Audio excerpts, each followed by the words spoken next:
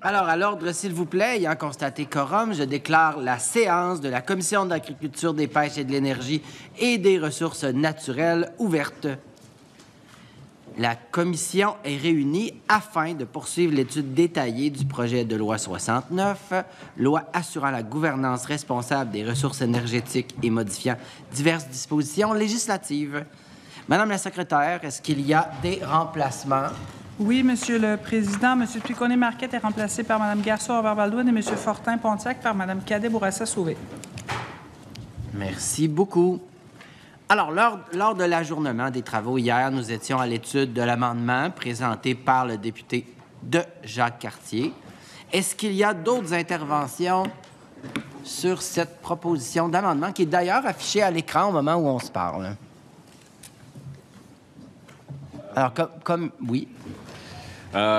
Monsieur le Président, bonjour. Oui, Monsieur le député, allez-y, vous avez la parole. Merci beaucoup.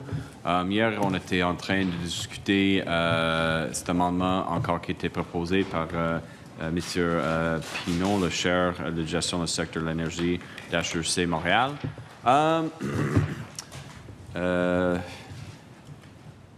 Encore, on trouve que l'ajout de la gestion énergétique de notre côté, puis je vais juste relancer la discussion un peu, faire du sens. C'est distinct de juste des nouvelles énergies. Alors, je pense qu'on a eu une bonne discussion avec le ministre là-dessus. Je pense que c'est un ajout qui va seulement avancer sur le projet de loi. Alors, j'espère que la ministre va accepter notre proposition, puis on peut adopter ça et continuer d'avancer. Mais je pense que quand même, hier soir, on a fait la discussion. Je ne sais pas si ma collègue de Bourassa-Sauvé ou une de mes autres collègues a des questions pour le ministre sur notre amendement. Mais ça, c'est pour nous. Je pense qu'on a fait le tour de notre côté, Monsieur le Président. Merci beaucoup, Monsieur le député. Est-ce qu'il y a d'autres interventions en lien avec cette proposition d'amendement? S'il n'y a pas d'intervention, oui. Oui, bien, c'est juste entendre la ministre jusqu'hier, j'ai questionné beaucoup M. Marois donc sur les dispositions législatives, puis peut-être l'entendre donc sur la vision, ce qu'on a parlé donc du procédé de ce qui avait été, en vertu du projet de loi 41, rapporté au ministère de l'Environnement, et de voir donc comment est-ce qu'elle... quelle est donc sa vision donc, par rapport donc, à sa mission sur la gouvernance énergétique et comment ça va bien s'arrimer avec l'opérationnalisation qui se fait du côté de l'environnement? Alors, si je comprends bien, vous demandez de céder la parole au maître Marois? Non, la ministre. Non, Madame la ministre? C'est ça. Parfait, pas de problème.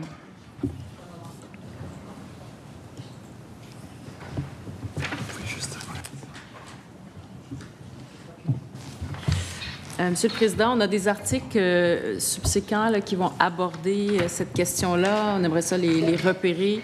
On vous en faire part. Mais bon, je reviens sur le fait que l'expression gestion énergétique, ça peut porter à croire qu'il s'agit là de programmes de gestion de l'efficacité énergétique. Et par conséquent, c'est dans la course du collègue. Donc, pour ma part, j'ai une retenue. 14.3, 14.4 sont les articles concernant le PGIR. 14.3. Donc, c'est le plan en conformité avec la politique cadre. Au milieu? Premier alinéa, 14.3. Le ministre établit le plan en conformité avec les orientations gouvernementales en matière de développement économique, les principes et les objectifs énoncés dans la politique cadre sur les changements climatiques, de la loi sur la qualité de l'environnement et la cible de réduction des émissions de gaz à effet de serre fixée en vertu de l'article 46.4 de cette loi. Donc, on réfère ici là, aux actions qui seront prises par le ministre de l'Environnement à travers soit la loi sur la qualité de l'environnement ou les cibles de réduction des émissions de gaz à effet de serre. Donc, il y a un arrimage de ce côté-là. Puis, à 14.4. 14.4. C'est l'arrimage au niveau de la mise en œuvre. OK. Puis, à 14.4, il est à nouveau question du plan de gestion intégré, le PGIR, qui est approuvé par le gouvernement. Le ministre le publie.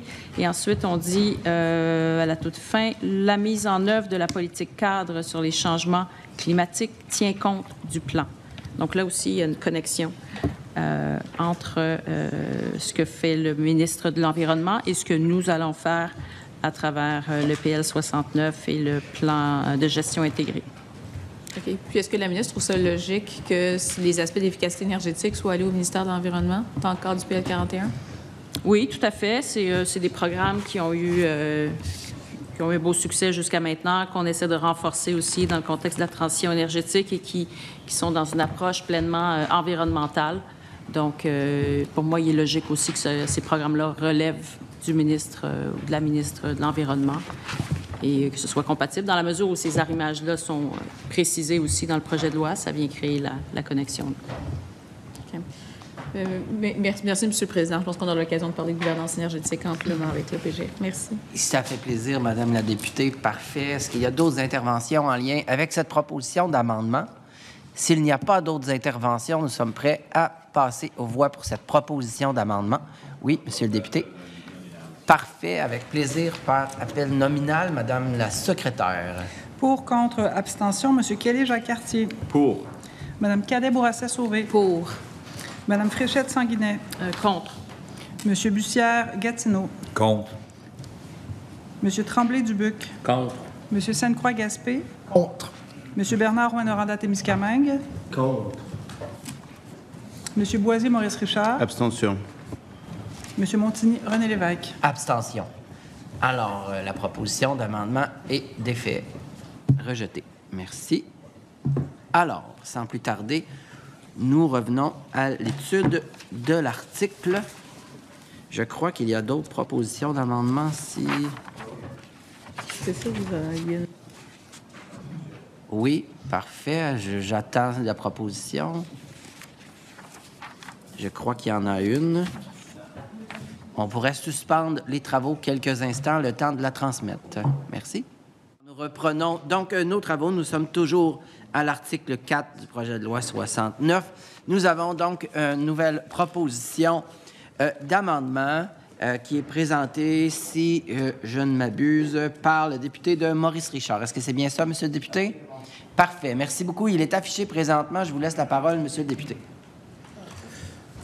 Donc, ajouté à l'article 14.1 de la loi sur le ministère de l'Économie et de l'Innovation proposé par l'article 4 du projet de loi à la fin des paragraphes suivants, 7, d'assurer un développement favorisant l'efficacité et la sobriété énergétique. Comme j'ai dit à plusieurs fois, Monsieur le Président, mon objectif étant dans cette commission, peut-être pas la sobriété, mais en tout cas l'efficacité.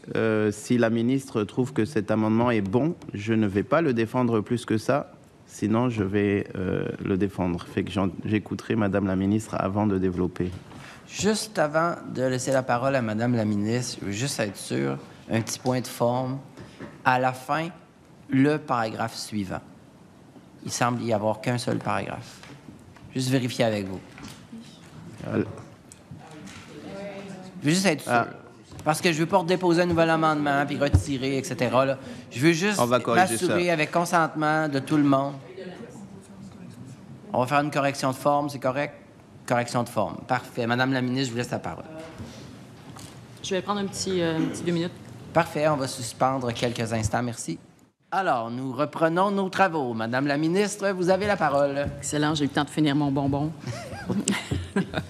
Alors, je voulais répondre à la proposition en disant qu'on a eu des discussions hier qui faisaient en sorte de nous amener potentiellement à inclure des éléments de sobriété et d'efficacité énergétique au-dessus de ce type de niveau, qui est plus dans l'opérationnel, là où on se trouve.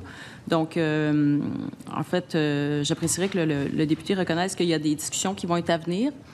On s'en reparle dans quelques jours et, dépendant de la conclusion qui en sera tirée, si c'est accepté comme proposition, bien, ça va être de manière encore plus importante que ces notions-là seront inscrites. On parlerait de la mission. Donc, on est au-delà de l'opérationnel. Donc, là, on veut éviter par ailleurs de nécessairement répéter potentiellement. Mais j'aimerais qu'on ait la réponse, en fait, à la suite de la discussion d'hier. Puis si ça s'avère positif, ben voilà, on aurait, je pense, cette inclusion-là qui serait encore plus parapluie puis générale. Merci, Madame la ministre. Monsieur le député? Mais en fait, c'est pas la même chose. En fait, je comprends. Je suis très heureux qu'on puisse rajouter ce qu'on a rajouté dans la question, ce qu'on voudrait rajouter dans la question de la mission. Ici, on parle de favoriser l'efficacité et la sobriété énergétique. Et donc, sur les 3 piliers qui sont en gros produire indéfiniment plus d'énergie ou améliorer l'efficacité ou consommer moins, en gros, avec la sobriété. Nous, ce qu'on dit, c'est que l'efficacité et la sobriété doivent être priorisées sur une version québécoise du drill, baby drill, version électricité. Donc, ce n'est pas la même chose, Madame la ministre. Ici, ce qu'on dit, c'est est-ce que l'efficacité et la sobriété devraient être prioritaires dans les politiques publiques? Je veux dire, on a... Oui. Et moi, humblement, je vous dis que la seule manière de réussir cette transition, c'est qu'elle soit prioritaire, et c'est pour ça qu'on voudrait l'inscrire là. Est-ce que vous pensez que... Est-ce que je pense que ça devrait être prioritaire? C'est ça qui est là, favorisant l'efficacité et la sobriété énergétique. Dans la mesure où on l'inclurait potentiellement dans la mission, c'est sûr que ça devient prioritaire. C'est ce qui guiderait, en fait, l'ensemble des actions potentiellement si on décide d'aller vers ça. Donc, je pense que c'est le reflet d'une priorisation. Non, Madame la ministre, je ne comprends pas, parce qu'il y a encore une fois, il y a 3 piliers. Il y en a 2, c'est l'efficacité et la sobriété. Nous, on dit qu'il faut favoriser ces 2-là. Je veux dire, aujourd'hui, on a des problèmes d'isolation dans nos bâtiments, et puis on utilise encore du gaz fossile pour chauffer, voire même du bois et toutes sortes de choses polluantes. Il y a 2 manières de faire ça. Ou bien on dit, bon, on va mieux consommer, on va installer des thermopompes pour l'efficacité, on va viser des espaces peut-être plus restreints à chauffer plutôt que des monster house, des choses comme ça. Ou on se dit, on va faire des champs d'éoliennes à perte de vue et c'est pas grave si 40% de l'énergie qu'on utilise chauffe la rue en plein hiver là, ou refroidit la rue en plein été. Donc c'est ça la question. Et nous, ce qu'on dit, c'est oui, bien sûr, il va falloir produire de la nouvelle électricité propre pour remplacer une partie de l'énergie sale, mais par ailleurs, que l'efficacité et la sobriété devraient être favorisées. Oui, mais en même temps, le projet de loi intègre des notions nouvelles pour la Régie de l'énergie, pour Hydro-Québec, en lien avec la transition énergétique. Et là, ce qu'on s'est dit hier, c'est que la transition énergétique, on l'a référée à 3 composantes essentiellement, donc notamment la sobriété énergétique. Donc, de facto, en fait, les orientations apparaissant dans cet article-ci vont se retrouver être dans la mission et dans l'opérationnalisation aussi, à être considérées par les acteurs comme Hydro, comme la Régie, comme les distributeurs. Donc, la notion d'efficacité énergétique et de sobriété énergétique va être intrinsèquement associée, potentiellement, là, si les discussions vont dans le sens souhaité, serait intrinsèquement associée au concept de transition énergétique qui devra être inclus dans la mission d'Hydro et de la Régie et les autres distributeurs. Donc, je ne vois pas la nécessité, en fait, de répéter 2 des 3 éléments qui seraient intégrés dans la transition énergétique. On a aussi la conversion, là, qui fait partie des composantes qu'on a discuté hier.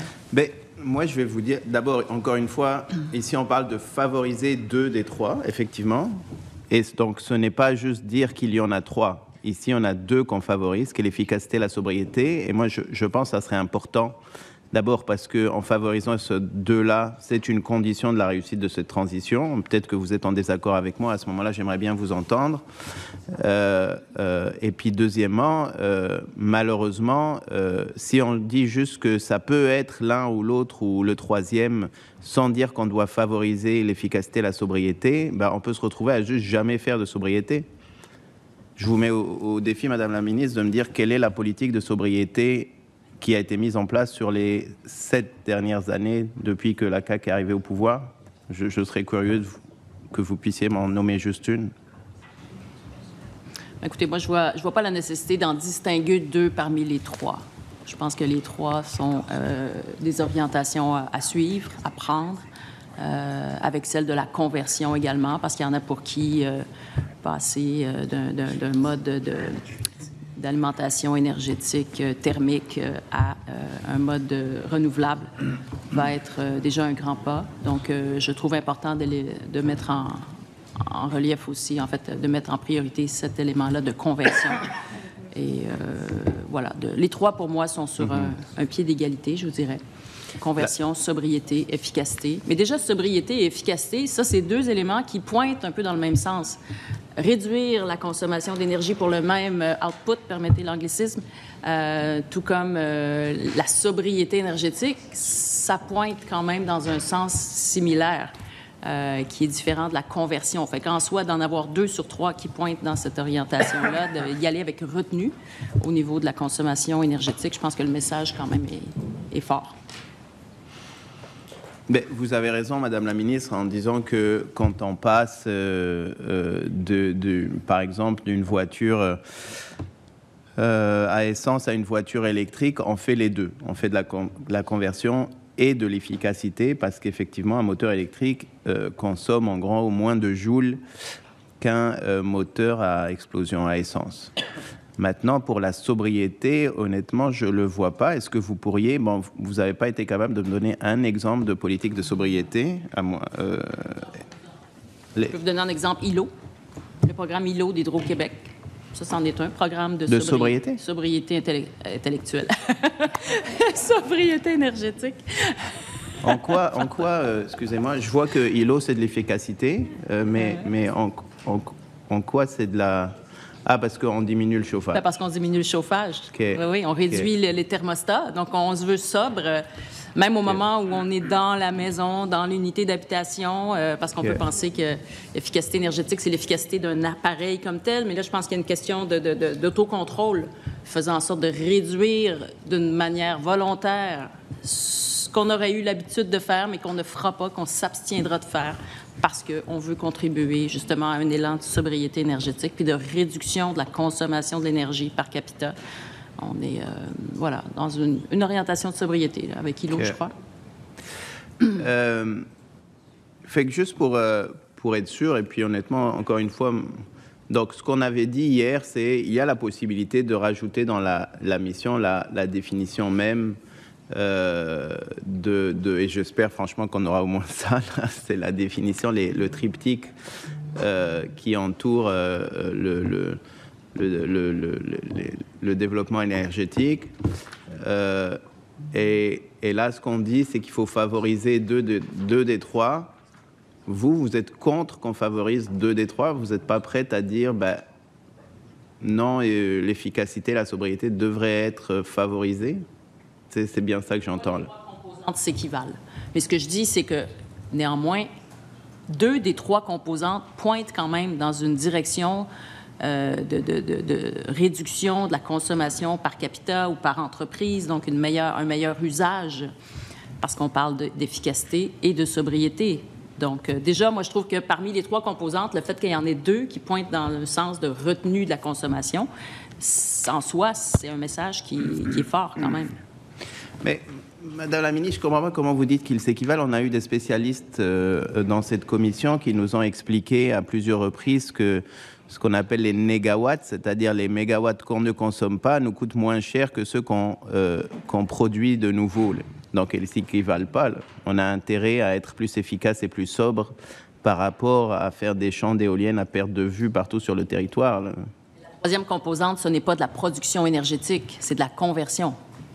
Donc, il n'y a pas de produit. Donc, ce projet de loi qui parle de production tout le long, c'est pas ça. Là. Non, là, on parle du concept de transition énergétique. Okay. On est sur le concept de transition énergétique et à l'intérieur de cette définition-là, on y associerait le terme de conversion.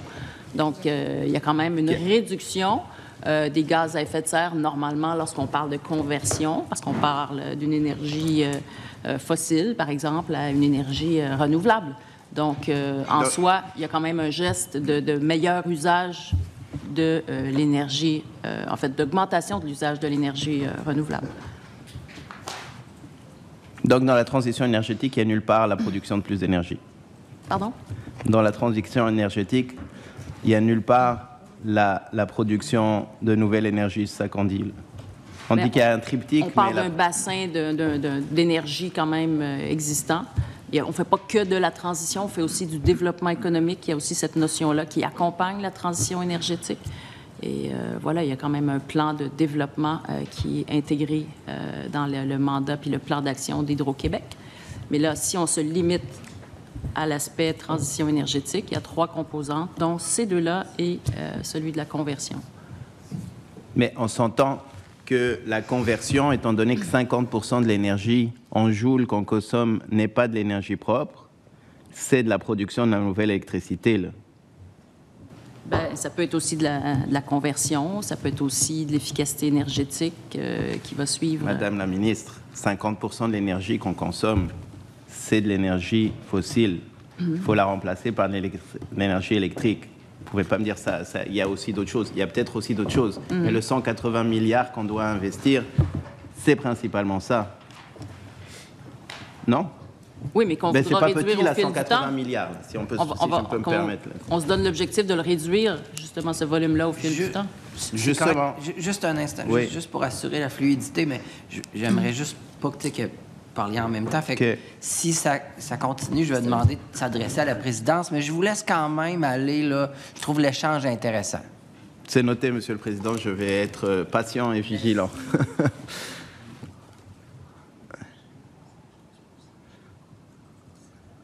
Je vais, député, à votre convenance. Oui, je vais peut-être attendre que Madame la ministre. C'est à votre convenance. Oui.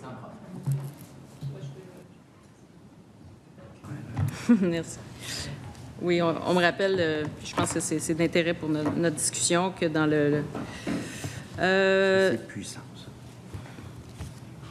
ça. 8 à 9, OK. Dans les 8 à 9 000 mégawatts qui sont prévus dans le plan d'action d'Hydro-Québec, il y en a 20 qui proviennent de l'efficacité énergétique. C'est ça. Donc, ça fait partie intégrante de l'équation qui guide le plan d'action d'Hydro-Québec, le plan d'action sur lequel on repose actuellement. Et au niveau du 15 C'est en énergie, du 60 TWh, 15 qui provient de l'économie d'énergie. OK. Puis sur le 60 TWh de ce plan-là, il y en a un 15 qui provient de l'économie d'énergie. Donc là encore, on est dans cette notion-là que ça contribue à la fois à la sobriété puis l'efficacité énergétique à notre plan de développement à venir. Mais on sait bien que ça va requérir un certain temps. Ça ne peut pas se faire du jour au lendemain, là, cette transition énergétique. Mais on va s'assurer de travailler dans la perspective d'une conversion vers des énergies renouvelables et l'efficacité et la sobriété. Exact. Et l'idée de dire, dans cette grande famille de choses à faire, favoriser l'efficacité et la sobriété, ça ne ferait pas partie de votre philosophie? Bien, pour moi, réduire le 10 milliards de dollars que l'on met annuellement au Québec dans les énergies fossiles, de réduire ce montant-là et ce volume-là d'énergie fossile, ça, pour moi, ça, c'est une priorité. Et ça, c'est de la conversion. Si on veut délaisser les énergies fossiles et qu'on veut se tourner vers des véhicules électriques, par exemple, eh bien, ça, pour moi, c'est aussi prioritaire parce que c'est à la fois une réduction d'émissions de gaz à effet de serre fort importante, en plus qu'on se dégage des sommes colossales si on délaisse de manière significative les énergies fossiles, où on met 10 milliards par année, c'est quand même fabuleux, 10 milliards par année, juste d'y penser. Si on peut récupérer une partie de ces milliards-là pour les investir dans des services publics, des écoles, les hôpitaux, les routes, ou les transports en commun. On peut faire une liste longue. Donc, ça, pour moi, c'est prioritaire, tout comme la sobriété puis l'efficacité énergétique. Alors, je ne veux pas délaisser l'idée de conversion puis de dire, ah ben ça, c'est secondaire, parce que c'est majeur ce qu'il y a à opérer comme changement du côté des dépenses puis du recours aux énergies fossiles. Il y a quand même de la conversion. Il peut y avoir de l'efficacité quand il y a de la conversion. Est-ce que vous considérez, Madame la Ministre, que si quelqu'un délaisse sa Honda Civic pour prendre un Hummer électrique, c'est une conversion réussie? Parce que c'est de ça dont on parle, pour être clair. C'est pas hypothétique, c'est la question, est-ce qu'on préfère que les gens passent d'une Civic à essence à une Civic électrique, voire même au transport en commun, Donc, dans un cas, c'est l'efficacité, dans l'autre, c'est de la sobriété, ou un vélo électrique, c'est de la sobriété aussi. Ou alors, on se dit, on va passer du Honda Civic à un Hummer électrique, c'est de la conversion, ceci est une réussite. Je vous dirais que si c'est pour rouler au centre-ville de Québec ou de Montréal, c'est peut-être pas l'idéal qu'il y ait une conversion vers un Hummer.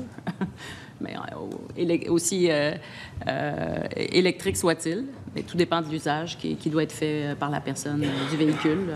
Voir si c'est un véhicule qui est adapté à son usage puis à son environnement. Oui, d'autant plus que si tout le monde a un Hummer, ben, il n'y a pas assez d'extraction de minerais sur cette planète pour y arriver, d'autant plus qu'un Hummer qui avec des batteries qui pèsent donc plusieurs tonnes, sans abus de langage, on se retrouve à abîmer beaucoup plus vite nos routes et à faire en sorte que ça nous coûte plus cher collectivement, etc., etc. Fait que non, Madame la Ministre, passer d'une Honda Civic à essence à un Hummer électrique est une recette de désastre pour une transition énergétique.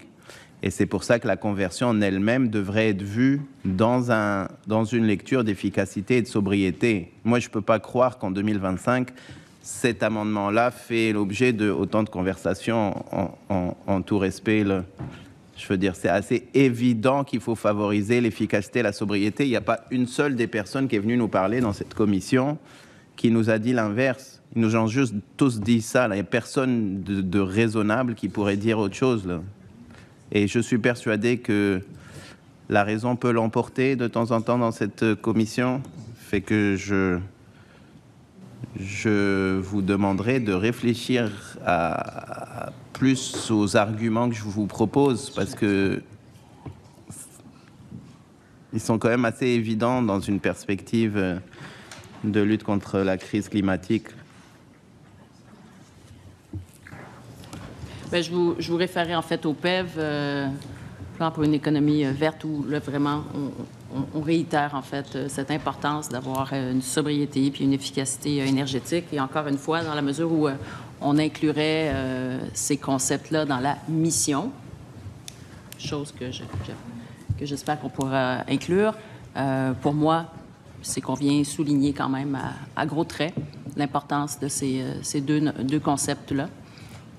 Mais néanmoins, l'idée d'une conversion vers des énergies renouvelables m'apparaît aussi centrale dans le contexte où on a une grande consommation de pétrole, d'énergie fossile. Je pense qu'il faut y accorder toute l'attention et les efforts que ça requiert, parce que justement, on part d'un 50% de consommation. Fait que si on fait porter ombrage à cette notion-là en comparaison de l'efficacité et de la sobriété énergétique, je ne sais pas si on aurait le même niveau d'investissement puis d'effort qui serait fait pour de la conversion. Mais Madame la Ministre, la conversion doit se faire dans une logique d'efficacité, et je vous entends là. Évidemment qu'il faut faire de la conversion, mais la conversion, à moins que vous ayez des exemples à me donner, la conversion techniquement devrait se faire dans une logique d'efficacité, parce que passer d'une Honda Civic à essence à une Civic électrique, c'est 40% d'efficacité en plus en partant. Fait que l'un n'empêche pas l'autre. Et c'est vrai même pour les systèmes de chauffage électrique par rapport à système de chauffage à gaz, etc. Donc, la conversion et de l'efficacité si on y accorde de l'importance. Parce qu'encore une fois, si on passe d'une Honda Civic ou d'une moto, par exemple, un Hummer électrique, ben, il a beau être électrique, on n'est pas évidemment, on n'est pas dans la sobriété, mais on n'est pas dans l'efficacité non plus rendu là. Je pense que les notions peuvent se chevaucher, effectivement. Quand on est dans la conversion, ça se peut qu'on soit aussi dans l'efficacité. Est-ce qu'on sera dans la sobriété? Bien, pas nécessairement, parce que ça dépend, dans le fond, de l'effort ou l'usage que les personnes en feront. Donc, il y a parfois, oui, des chevauchements. On peut cocher 2 cases à la fois, je pense. Mais ce qu'on voudrait, c'est ne pas cocher la case opulence et surconsommation et drill, baby drill, parce que c'est correct, là, c'est électrique. Je veux dire, concrètement, si on veut réussir cette transition dans les 25 prochaines années, il faut favoriser l'efficacité, la sobriété. Je veux dire, il y a l'option d'avoir des champs d'éoliennes à perte de vue. Vous le savez comme moi, aujourd'hui, on a de l'acceptabilité sociale pour un certain nombre d'éoliennes. Moi, j'ai fait le tour de la Gaspésie. C'est même une fierté pour beaucoup de nos concitoyens. Et puis, bon, l'ingénieur de formation, moi, trouve ça très élégant. 1, 2, 3, mais un des problèmes des énergies renouvelables, que ce soit solaire ou éolienne, c'est qu'elles prennent énormément de surface, là, mais vraiment beaucoup. Et donc, pour l'instant, c'est quoi? C'est 10% à peu près de notre production d'électricité qui est à base d'éoliennes. Ben, les champs d'éoliennes qu'on va faire, il y a des études d'ailleurs que j'ai lues dans le livre de M. Pinault qui nous rappellent que si l'Union européenne décidait de changer toute son énergie consommée par du solaire et de l'éolienne, ça couvrirait 10% du territoire de l'Europe. Il n'y a pas une société, c'est plus que toutes les terres agricoles qui existent en Europe, là. Toutes en éoliennes et en panneaux solaires, là. Donc, si vraiment on pense sérieusement qu'on va pouvoir, en plantant des éoliennes partout, garder une acceptabilité sociale, ben on se trompe. Et donc l'idée, c'est de se dire, bon ben, comme on se trompe, va bien falloir favoriser l'efficacité, la sobriété, parce que sinon on va pas arriver au bout de cette affaire-là. Sinon, ça ne peut pas être une réussite. Puis je veux bien aller vous lire le PEV là, et puis j'ai toutes sortes de critiques que je pourrais faire à votre collègue sur l'efficacité des programmes qu'il met en place, mais franchement, c'est pas le sujet. Ici, on parle de vous en tant que ministre de l'énergie et qui va devoir suivre toutes les affaires du PGIR, etc. Ben, dans la philosophie de vos politiques publiques, il faudrait favoriser l'efficacité, la sobriété énergétique. On est en 2025, les spécialistes nous le disent. Je veux dire, c'est vraiment dommage qu'on tourne en rond comme ça. Là, je vous implore de revoir votre décision et de voter pour quelque chose d'aussi évident. Je veux dire, il y a un problème de crédibilité. Sinon, je veux dire, le problème qu'on a aujourd'hui, c'est qu'il y a du greenwashing qui fait en sorte que tout ceci est un gros coup de cash pour qu'il y ait des gens dans le privé qui se fassent plein d'argent à faire des éoliennes dans le privé. Et puis, toutes sortes de choses qu'on va nous vendre. Et puis, de l'autre côté, personne ne croit sérieusement qu'on va atteindre nos objectifs. Si on y croit vraiment qu'on veut atteindre des objectifs, ben, l'efficacité, la sobriété tombent sous le sens, là. Ben, c'est sûr que l'efficacité puis la sobriété, ça fait partie. C'est pour ça que, d'ailleurs, dans le plan d'Hydro-Québec, il y a jusqu'à 20% des objectifs à atteindre qui reposent sur de l'efficacité énergétique. Ça s'ajoute à ce qui est déjà en place. Oui, ça vient s'ajouter à ce qui est déjà en place, parce que c'est vrai qu'on ne part pas de zéro non plus. Donc, j'en suis, et c'est pour ça aussi que je suis prête à essayer de faire en sorte d'intégrer dans la mission les concepts d'efficacité, de sobriété énergétique, en plus de la conversion. Donc, pour moi, ça, c'est un élément qui est prédominant, et c'est pour ça que je propose qu'on travaille à essayer de le faire intégrer dans la mission, et à partir de là, qu'on déploie tous les efforts requis. Mais c'est sûr que ce qu'on peut voir aussi, c'est qu'il y a une amélioration des technologies. Donc, je pense qu'on peut garder confiance que les panneaux solaires, par exemple, et les éoliennes vont pouvoir continuer à être de plus en plus efficaces. On a fait quand même un bond considérable. Si on regarde au cours des 15 dernières années, on n'était pas là du tout en termes de performance de ces types d'énergie. Et là, avec l'amélioration des technologies, je pense qu'on peut se reposer davantage là-dessus qu'on ne l'a jamais fait. Je suis d'ailleurs contente que Hydro-Québec souhaite accroître ses ambitions par rapport à l'énergie solaire, par exemple. C'est une forme d'énergie qui est très appropriée pour le Québec. Donc, même chose pour l'éolien. On a annoncé déjà 3 grands projets, puis il y en aura d'autres qui seront mis à contribution, c'est sûr. Mais pour moi, ça fait partie d'un tout. Et la conversion vers des énergies propres fait également partie de l'équation. Combien il me reste de temps par curiosité? On va faire la validation, okay. Là, ça sera pas long. Je vais revenir dès que je l'ai. C'est bon. Je vais peut-être entendre mes collègues à ce moment-là avant de continuer, juste pour savoir. 6 ans. Pas de problème. Ah oui. Merci. Alors maintenant, je céderai la parole au député de Jean Talon. Merci, Monsieur le Président. J'aimerais continuer dans la foulée des échanges donc, que mon collègue de Maurice Richard avait avec Madame la ministre. Je comprends des propos de la ministre qu'il y a cette amendement que nous avons laissé en suspens quant à l'article précédent du projet de loi 69. C'est l'article 3, donc, où on pourrait intégrer de manière plus claire les notions dont on a parlé des groupes d'opposition. Je comprends, là. Donc, la ministre y réfère. Et là, je comprends qu'il y a du travail à faire. Mais n'empêche.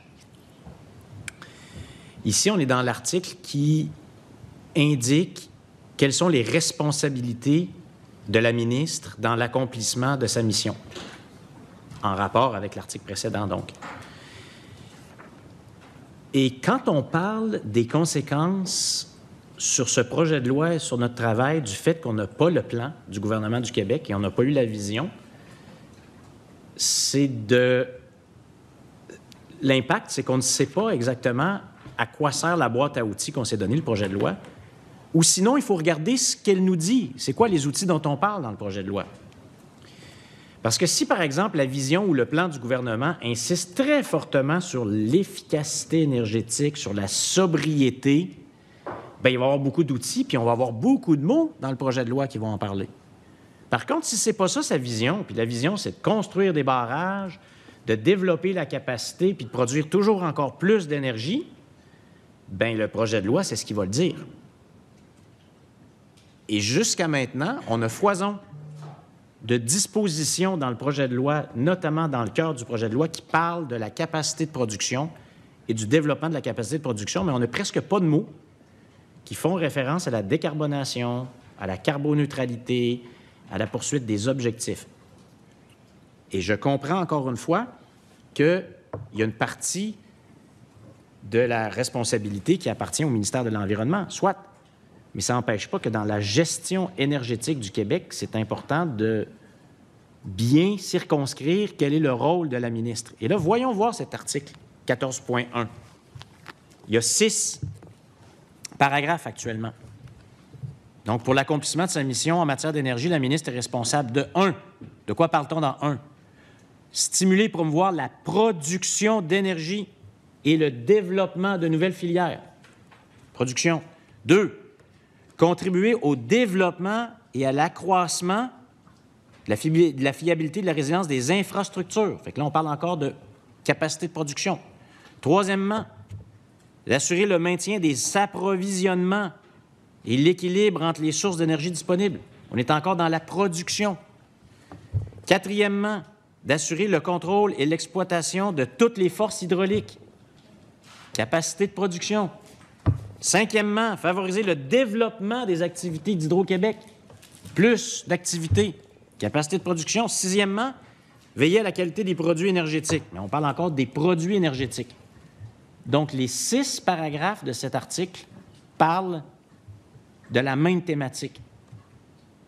Où sont les mots, où sont les paragraphes dans cet article qui permet aux Québécois qui regardent cet article-là, ce projet de loi-là, de se dire, ben oui, le Québec est sur le chemin de la sobriété et de l'efficacité énergétique.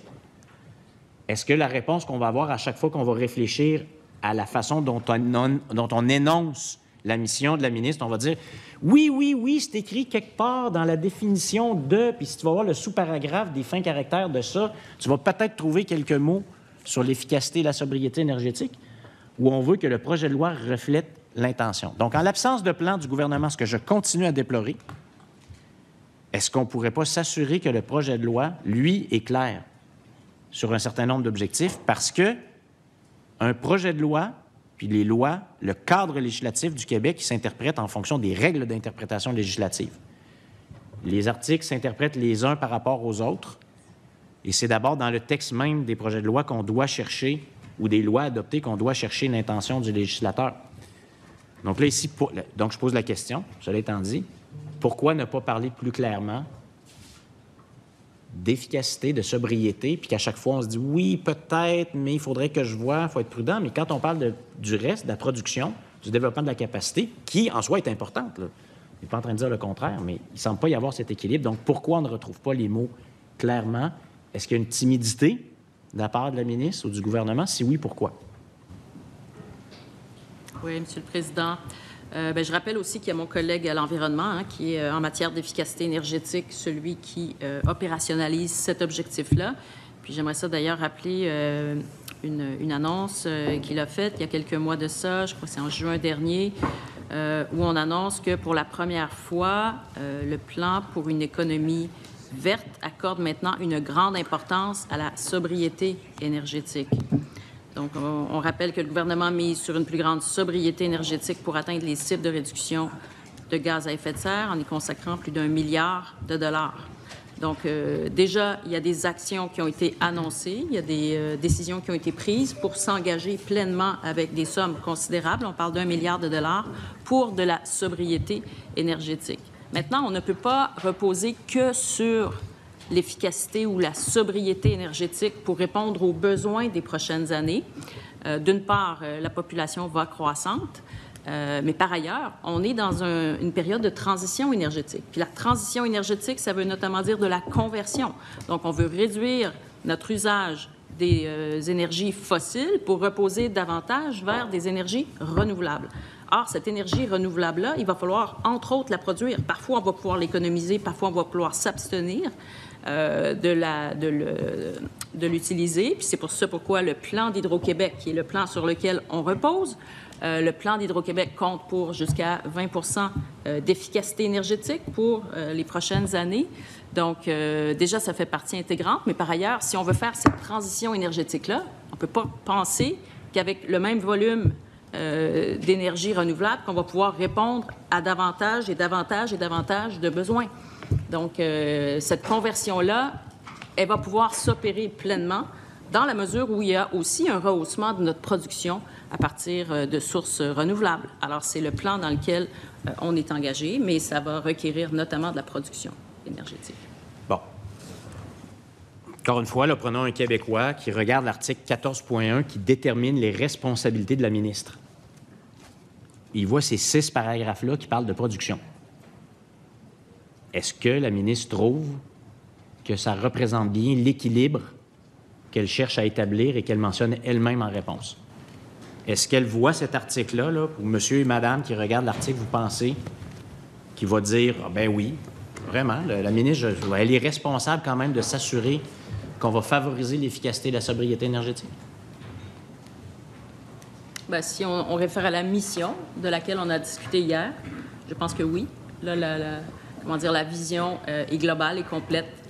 On a le triptyque, là, conversion, efficacité, sobriété, qui sont rappelés. Il y a la transition énergétique qui est rappelée. Il y a le développement économique qui est rappelé.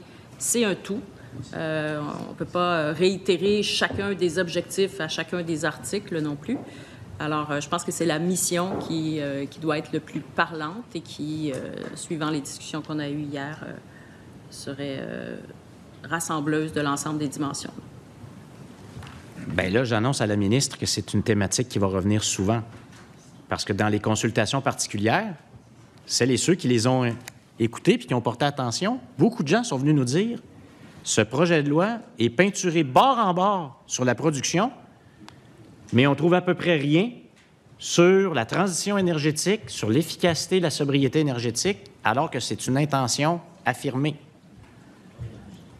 Alors, est-ce qu'on va nous répondre tout le temps « Ah, il va falloir, il y a un article quelque part qui parle de ça, mais tout le reste parle de production? » Ce que je le redis, là, quand on va chercher à interpréter le projet de loi puis à, par exemple, parfois confronter les ministres du futur sur la base de le projet de loi en disant est-ce que vous êtes en train de satisfaire ou non à vos responsabilités, les gens vont regarder le texte de loi. Je repose la question à la ministre. Quand elle regarde son article 14.1, est-ce qu'elle est satisfaite de l'équilibre que cet article-là devrait avoir, moi je prétends qu'il ne l'a pas, entre l'objectif de développer la capacité de production mais les objectifs d'efficacité et de sobriété. Est-ce qu'elle considère que son article 14.1 est équilibré? Puis si oui, j'aimerais savoir où on parle de transition, puis d'efficacité et de sobriété. Mm-hmm. Merci, M. le Président. Alors, je rappelle que c'est un tout, le projet de loi, et si on regarde à l'article 14.2, là, notre monsieur Lambda, il va peut-être trouver qu'on parle plus d'efficacité énergétique puis que c'est déséquilibré. Si on regarde les 14.2, on dit Le plan doit porter sur toutes les sources d'énergie consommées au Québec. Il établit des orientations à respecter, des objectifs et des cibles à atteindre en matière d'énergie et d'efficacité énergétique, et notamment pour les marchés. Ça continue. Bon. Là, il y a un accent qui est plus marqué sur l'efficacité énergétique et on ne parle pas de production. Donc, il va peut-être se questionner à savoir où est la production.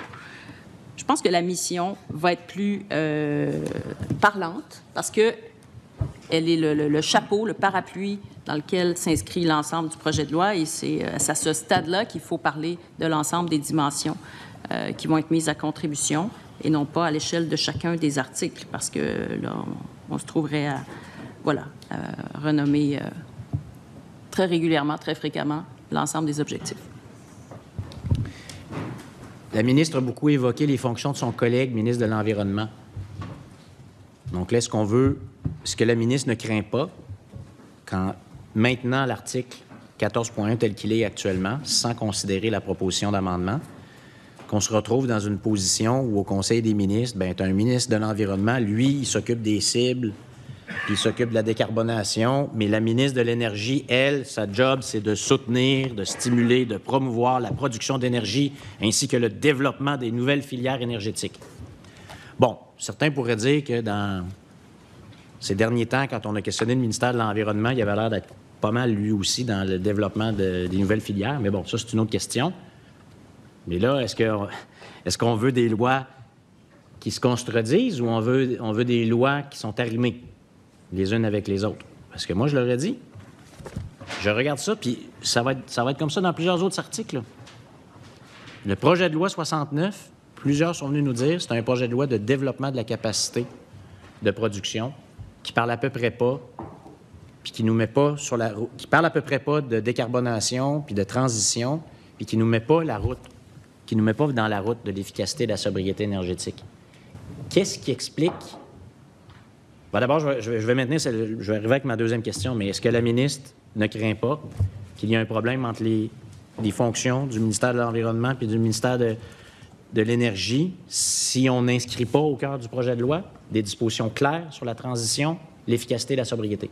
Merci, monsieur le député. Madame la ministre, vous avez la parole. Oui, j'aimerais entendre le député, en fait, sur le fait que si on ne produit pas davantage d'énergie verte particulièrement au Québec, comment est-ce qu'il compte atteindre les cibles de réduction de gaz à effet de serre? Comment est-ce qu'il compte compléter le processus de transition énergétique dans lequel on s'engage? C'est un élément fondamental, la production de l'énergie additionnelle, énergie renouvelable additionnelle. Si on veut atteindre nos objectifs, ça fait partie de l'équation et c'est quand même central parce que ce processus-là de transition énergétique, il requiert davantage de consommer davantage d'énergie renouvelable, faute de quoi on n'atteint pas l'objectif.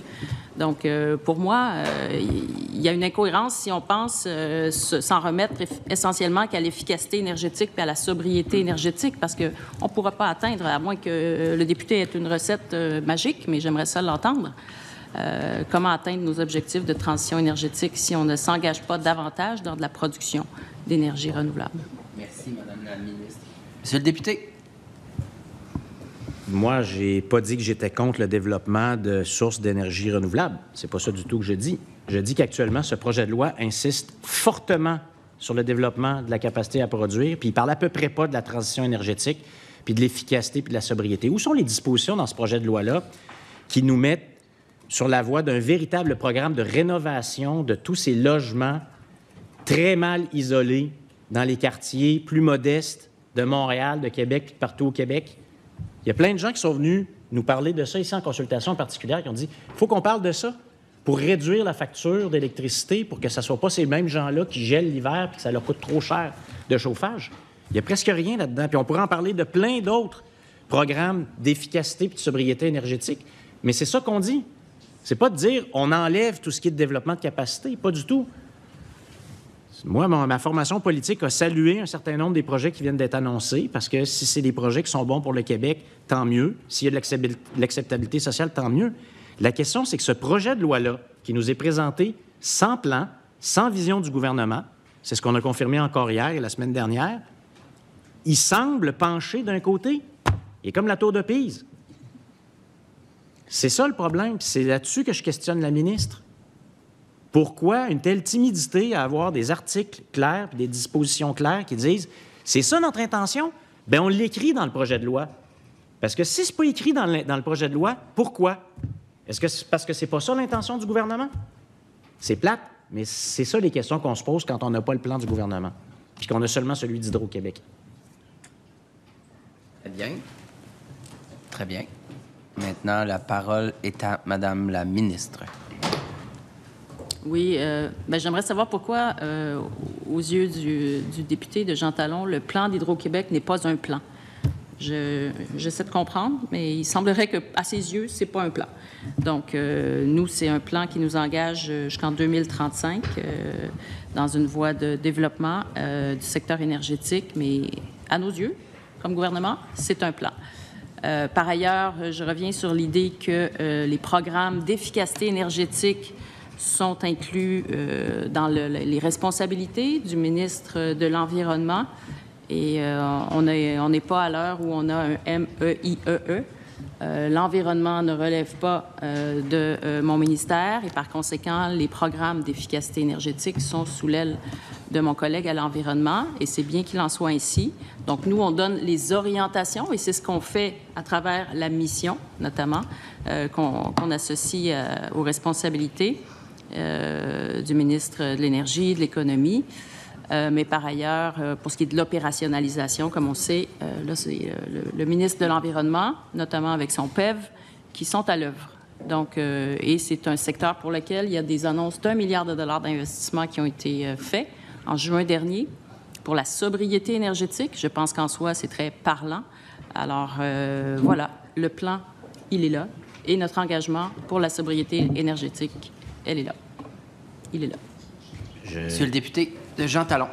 J'ai répété plusieurs fois, y compris ici hier, la semaine dernière, au Salon Rouge, en point de presse, combien de fois j'ai dit Hydro-Québec, au moins, elle a un plan. C'est son job d'avoir un plan. J'ai montré tous les documents. J'ai dit, le problème, c'est que le gouvernement, lui, il n'y en a pas de plan. Puis c'est drôle quand on regarde ce qui est décrit comme étant les responsabilités de la ministre à même le projet de loi 69, ça dit que le gouvernement, lui, il doit avoir aussi son plan. Il y a des responsabilités qui sont du côté du gouvernement, il y a des responsabilités qui sont du côté d'Hydro-Québec. Actuellement, depuis que le gouvernement de la CAQ est au pouvoir, on a la partie Hydro-Québec, puis on n'a pas la partie du gouvernement. En l'absence de plan, qu'est-ce qu'on peut faire? On peut prendre des décisions discrétionnaires. Par exemple, dans l'octroi des blocs d'énergie. Tout le monde au Québec cherche les critères d'octroi de blocs d'énergie du gouvernement, puis il n'y a personne qui les connaît. Quand il y a un plan du gouvernement, on sait à quoi s'en tenir. Pourquoi on a donné tel bloc d'énergie à telle organisation? Là, on ne l'a pas. Ça, c'est qu'un exemple parmi tant d'autres. Il n'y a pas de plan gouvernemental et donc on ne sait pas où le gouvernement veut s'en aller avec son projet de loi 69. Il faut prendre le projet de loi 69 à ses lettres, à ses mots. Puis le projet de loi 69, il en beurre très épais sur le développement de la capacité énergétique. Très bien. On veut se doter d'outils pour développer très bien. Mais où sont les outils? Où sont les mots sur l'efficacité et la sobriété énergétique? Est-ce que ça veut dire que ce n'est pas véritablement l'intention? Ça ne sera pas la première fois que ce gouvernement fait des communications, annonce plein de choses, puis dit voici ce qu'on fait, puis voici ce pourquoi on se tient, mais fait exactement le contraire. C'est arrivé à de très nombreuses reprises. Donc, nous, comme législateurs, notre travail actuellement, c'est de s'assurer que si c'est ça l'intention du gouvernement, puis si c'est ça le message, de mettre le Québec sur la voie de l'efficacité, de la sobriété énergétique, de la décarbonation et de la carboneutralité, que le projet de loi 69 le reflète le plus fidèlement possible. Ce n'est pas le cas actuellement.